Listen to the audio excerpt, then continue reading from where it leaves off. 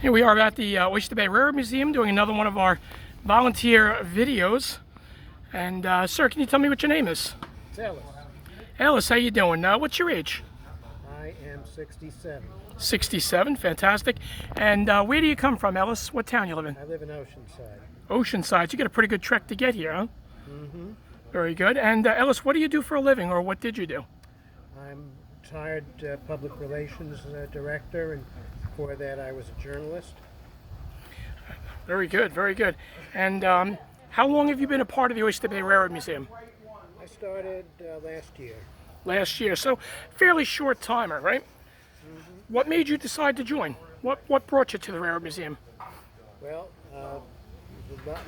heard about some of the things going on here and saw an opportunity to get involved, and I went after it, and here I am helping out every week.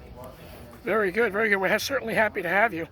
And Ellis, of all the things that go on here at the Railroad Museum, what is your favorite thing here? The thing that makes you, want to be a part of the Railroad Museum. The thing that makes you say, I'm gonna keep coming back here. I think I like the Garden Railroad the best. Garden Railway? Yeah. What specifically about the Garden Railway interests you? I think what I like about it is that it engages the visitors.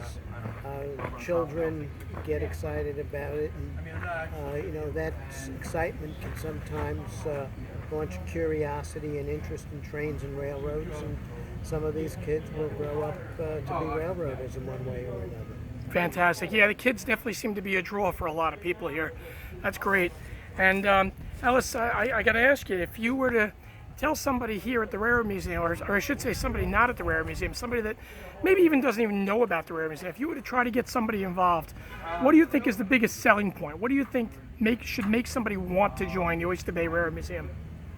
Well, be part of something of interest, part of bringing to life the history of Long Island, the Long Island Railroad, and showing how things were back not that long ago. I mean, some of this equipment was used 50 years or less, and it has a connection to our past, and reminds us of the important role that the railroad played, not only in bringing people to work, but also bringing the goods to Long Island and sending them all over the country. That's awesome, Ellis. That's awesome. I know you work here as a docent. Can you tell me what you do as a docent here at the museum?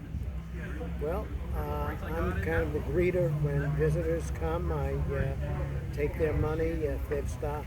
If they came from the other side of the museum, I punch their ticket to make sure that they are credited, and also responsible for opening the exhibits, setting up the train, and making sure that we have a safe and enjoyable experience for our visitors.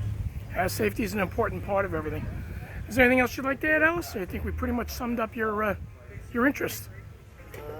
I think you pretty much got it, Steve. I enjoy seeing all the volunteers who are working to restore the equipment, and seeing the progress that they made. We have the turntable operational again. We have locomotive 398 is open for people to climb on. The M1 simulator too, so a lot of stuff is now available that wasn't not that long ago, and I think the museum has a bright future, and something that's worthwhile to be part of.